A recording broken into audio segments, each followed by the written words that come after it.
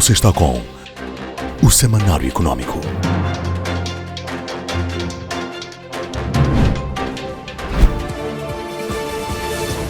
Governança dos recursos naturais e sustentabilidade econômica entre mineração artesanal e o novo ciclo de gás natural.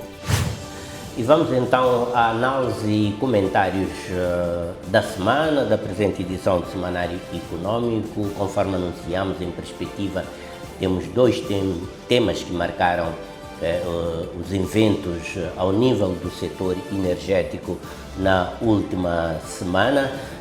Dois temas, um deles positivo e outro nem por isso. Já lá vamos então num detalhe ver com o concurso do especialista José Mendes, ele que é o nosso comentador para estes temas. José Mendes, boa noite e bem-vindo aqui ao Semanário Econômico mais uma vez. Nas últimas semanas tivemos dois eventos com algum significado, com algum simbolismo. Primeiro, o governo tomou a medida de suspender as atividades mineiras, particularmente na província de Manica, uma atividade que vinha sendo praticada pelos garimpeiros ou mineradores artesanais. Também é uma questão que importa esclarecer quando é que estamos perante o garimpo ou a mineração ilegal, ou quando é que estamos perante a mineração artesanal e que por isso mesmo está coberto de alguma legalidade esta atividade. Falou o governo que com esta medida pretende também lançar bases para a reconfiguração do setor. Vamos recordar que está em processo a nova lei de Minas, etc., colocando tudo isto em perspectiva, o que é que podemos com alguma segurança analisar. Depois teremos o Coral Norte, que também com alguma pompa e circunstância e um arrojo por parte do investidor foram lançadas as bases para o início deste projeto com a confirmação da decisão final de investimento. Comecemos então, José Mendes, pelos acontecimentos em Manica. Que situação é que realmente se vivia naquela área e como é que se chegou àquela proporção? E depois o que achou da decisão tomada pelo Conselho de Ministros? João Carlos, obrigado pelo convite para partilharmos esses pontos que foram aqui levantados. Portanto, começar por dizer que o Governo reagiu às consequências da falta de controle existente no setor mineiro, não só na província de Manica, mas um pouco por todo o país.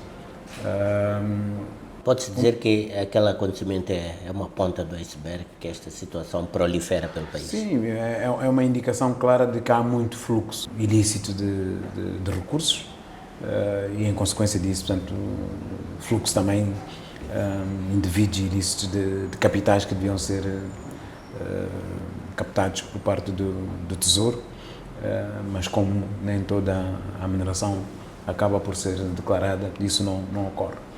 Mas diga-se que não é nada de novo, não é nada que não se soubesse, não é nada que não se tenha observado.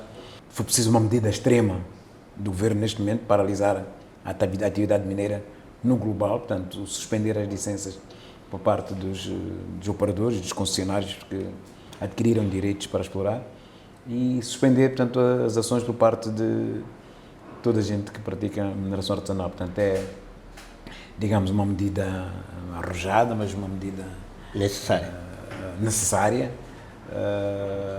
dado ao nível, portanto, de danos ambientais que começaram a ser observados, para nós termos a barragem de Chicamba e os rios com aquele nível de poluição e operadores, inclusive, a desviarem tanto o curso da água de alguns efluentes desses rios.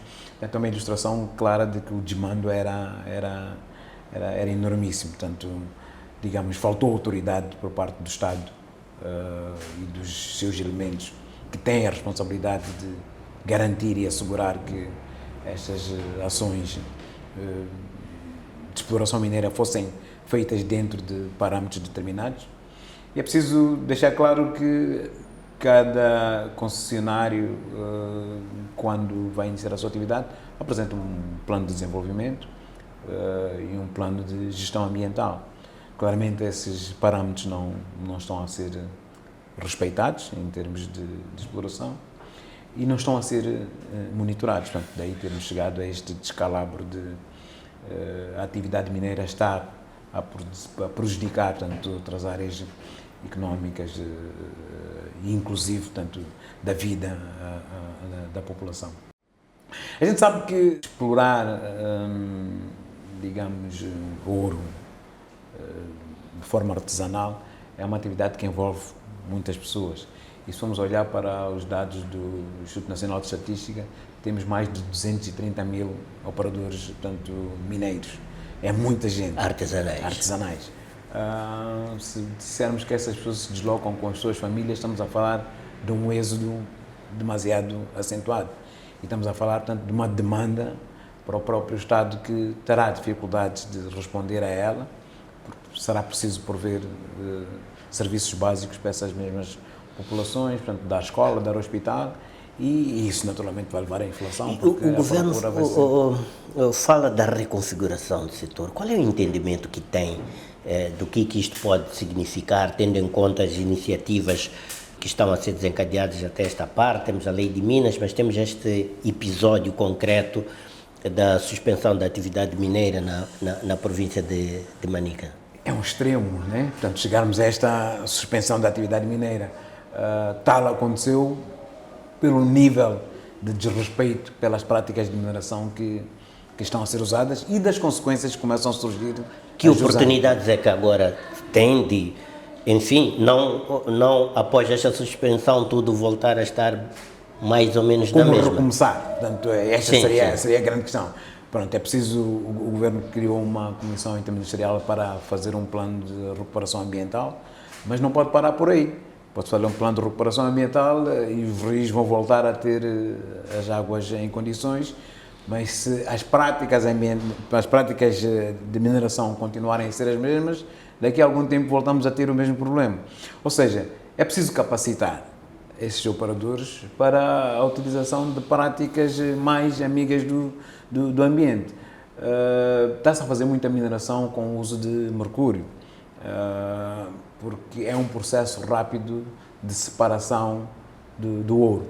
Ou seja, o mercúrio é misturado, portanto, com o minério, portanto, o mercúrio junta-se ao ouro e depois, com um processo de aquecimento e usando o elevado ponto de fusão do ouro, consegue-se fazer uma separação, libertando o mercúrio para a atmosfera.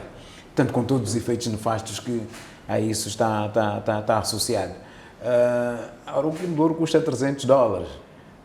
Quem é que está a fornecer mercúrio para toda a gente estar a garimpar com mercúrio em Manica, ao ponto de estarmos a atingir este nível de poluição? Significa que existe uma rede de fornecimento de determinados insumos e de aquisição do produto. 1 grama de ouro são cerca de $127, né? Estamos a dizer, uma onça anda aí na casa dos $3.000.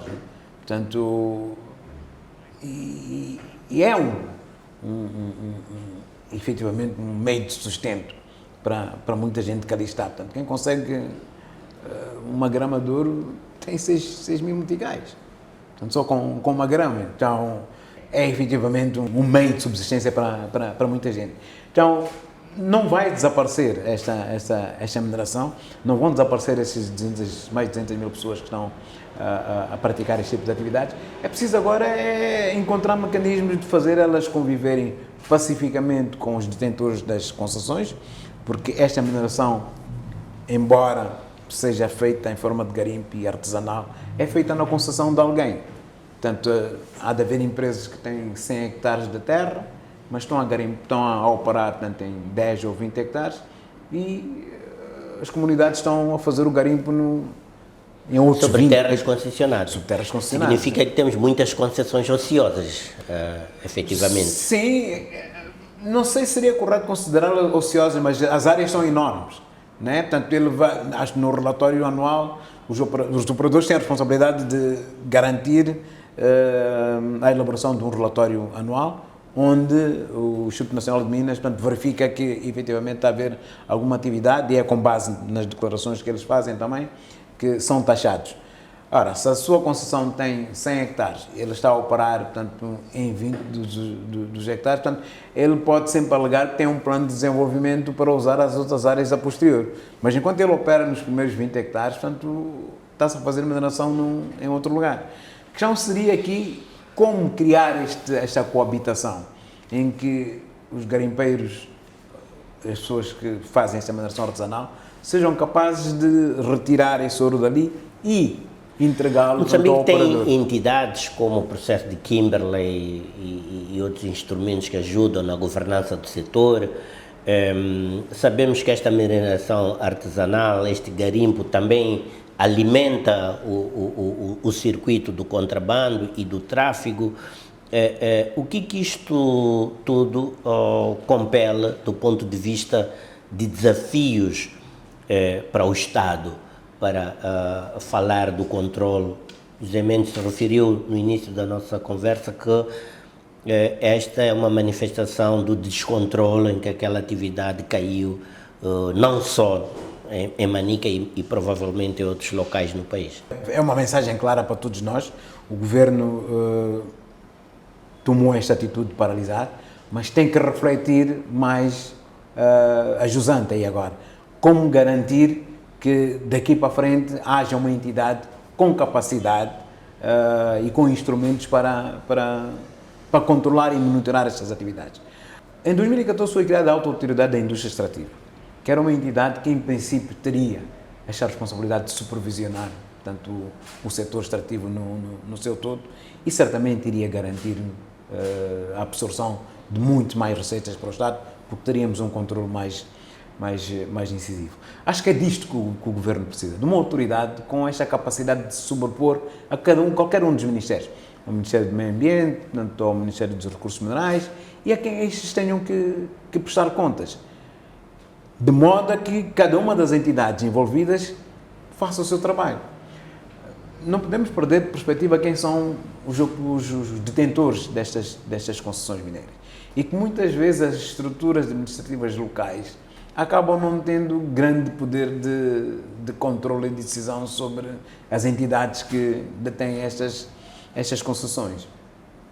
Daí, tanto nem é aparente, este descalabro que efetivamente levou a que o Governo tomasse esta decisão de paralisar. Então, é importante que a Autoridade de Indústria Extrativa seja materializada, portanto, ela tinha, digamos, os mecanismos de acordo com no projeto de lei de Minas, encontra-se espaço que devolve alguma esperança de que, de fato, a governança do setor... Infelizmente não, João Carlos. Não.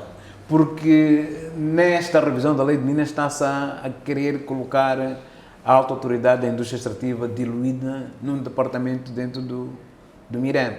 Portanto, que iria funcionar como uma inspeção, portanto, com uma atividade similar àquela que tem a inspeção do MIREM. Não vai lograr... Isso é um enforcement necessário. Exatamente. As regras até estão lá definidas. Portanto, em termos de prescrição do que é que deve ser cumprido, está lá. Portanto, um profissional da área de geociências é suposto assinar todos os relatórios anuais e o INAME, no final de cada ano, recebe, portanto, um relatório por parte destas concessões. Mas, em princípio, esses relatórios não apresentam anomalia alguma, por isso é que as atividades estão a decorrer.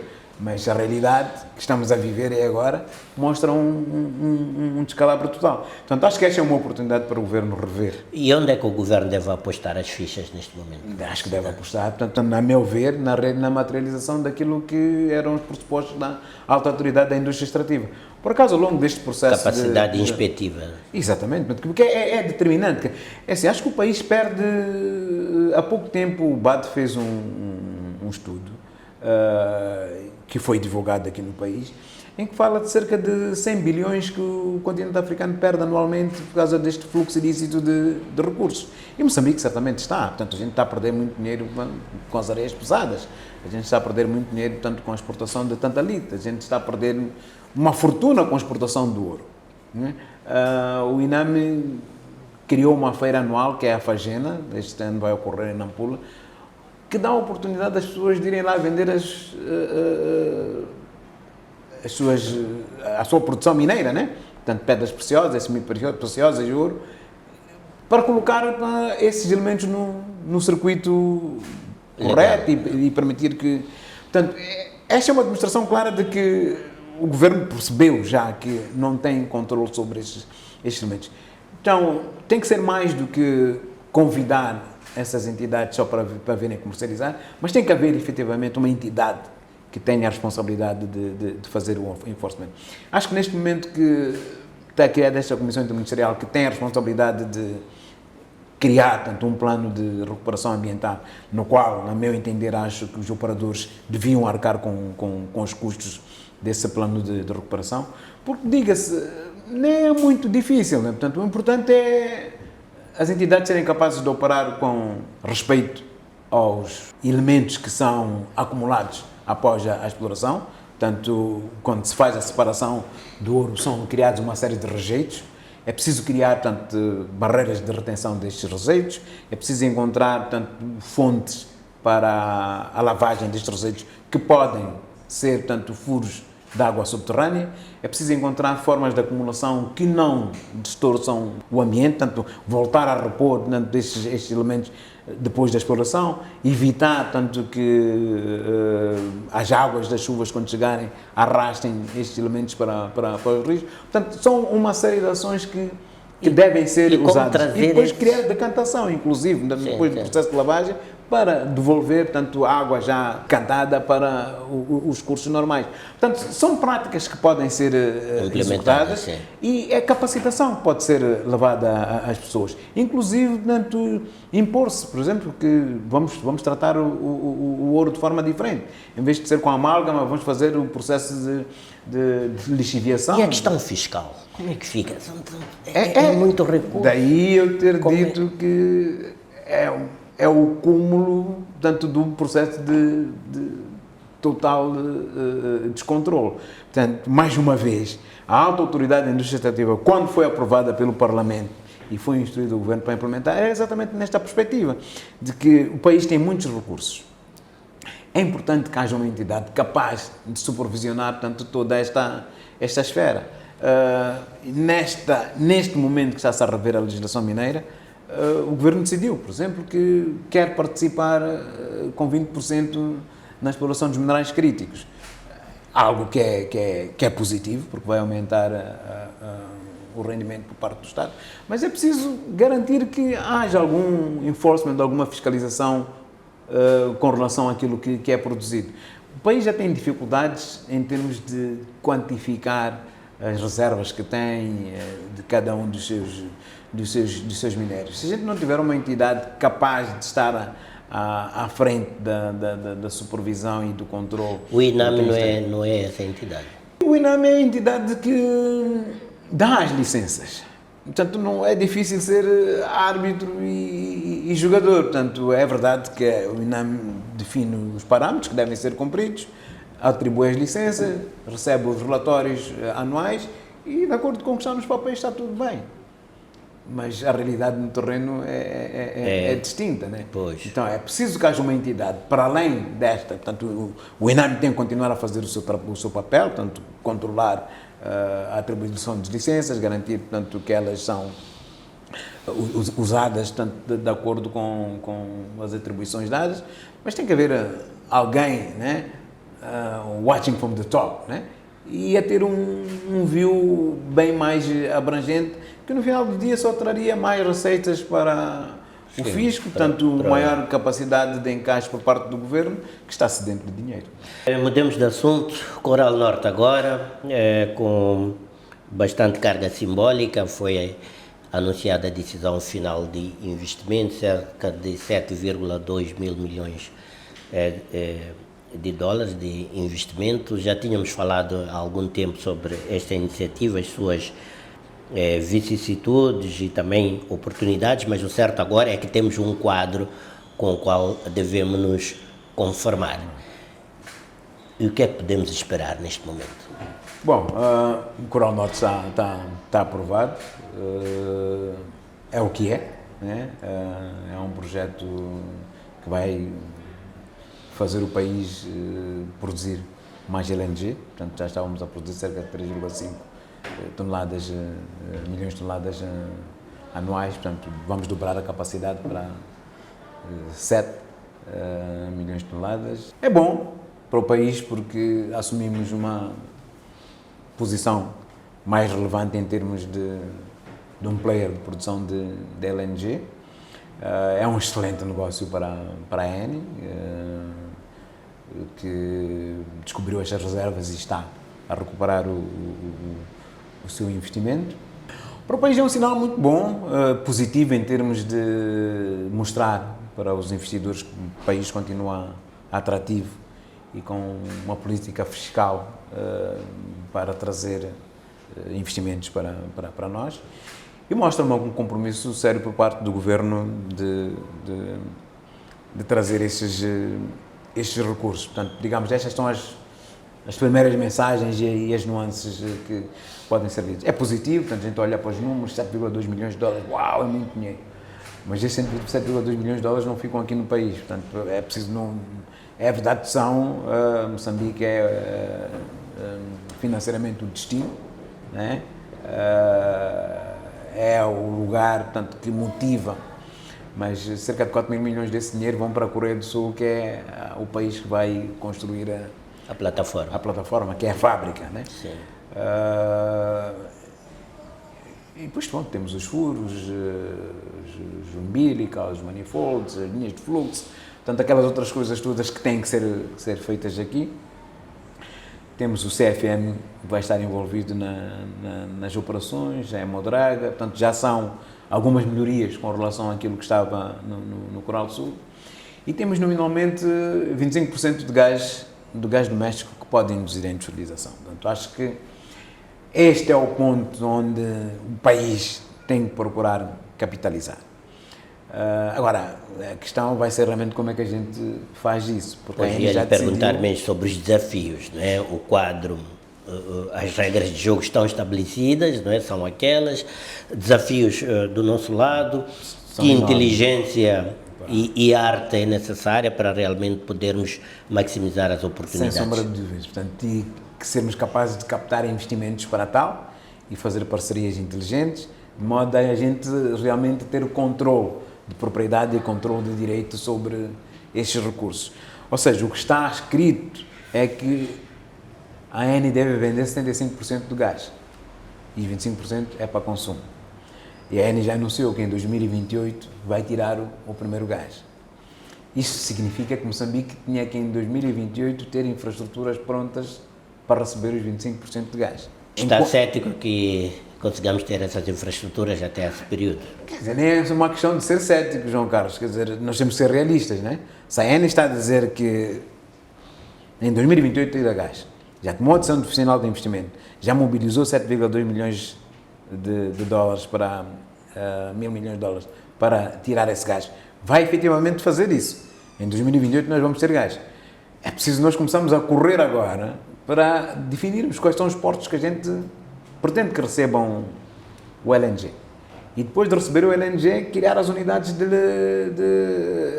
o gás vem líquido, criar as unidades de resgasificação para transformar o gás, portanto, o LNG em gás e depois poder alimentar diversos setores da indústria. Portanto, é preciso criar as infraestruturas para receberem os barcos com LNG, é preciso criar os investimentos para transformar aquele LNG em gás natural. Portanto, para isso acontecer, nós temos que nos mover agora. Se não for feito isso, a Eni vai vender os 100% do gás. E os 25% que, digamos, é este entusiasmo, este buço que está a ser criado neste momento, não se vão materializar. Então, é importante que neste momento, quer dizer, esteja a ver o driving para determinar, portanto, de onde é que vem o dinheiro, quem vai investir, como é que o Estado vai participar, que projetos é que vão ser colocados. Portanto, é um desafio enormíssimo para o setor privado e para o Governo, mas a oportunidade em termos de contrato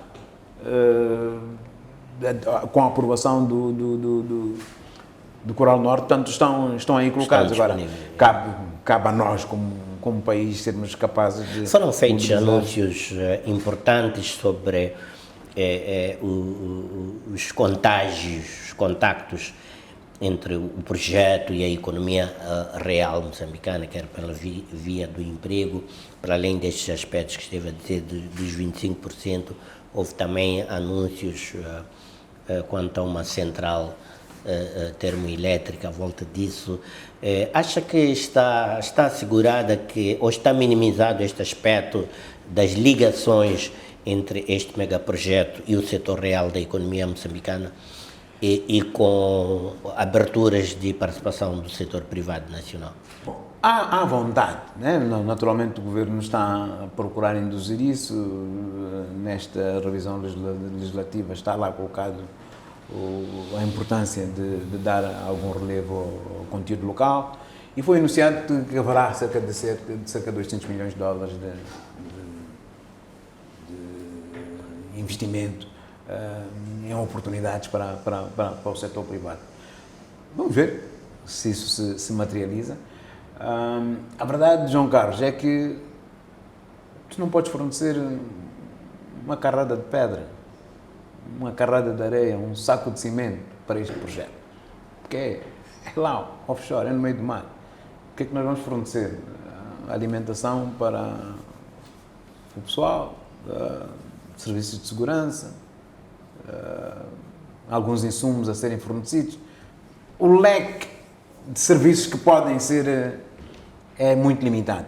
E grande parte deles ocorre nesta fase de execução do projeto. 4 mil milhões estão na Coreia do Sul. Quem vai fazer os furos vai, se calhar, receber outros 1 bilhão. Depois, as linhas de fluxo, os umbilicals, os manifolds, os Christmas tree, somos nós que vamos fornecer. Não temos indústria, não temos tecnologia para tal. A AN terá que fazer, certamente... E na fase da operação, é para esquecer. Na fase da operação são 150 milhões de dólares anuais de manutenção da plataforma. Com aqueles requerimentos todos. Veja, se tu não chegas ao Coral Norte de qualquer maneira, né? Para ir para lá tens que ir de helicóptero, né? E partes de PEMA depois de uma série de supervisões e serviços. Portanto, o leque de oportunidades é muito limitado. Agora, este projeto tem a capacidade de poder induzir a tomada de decisão dos projetos internos.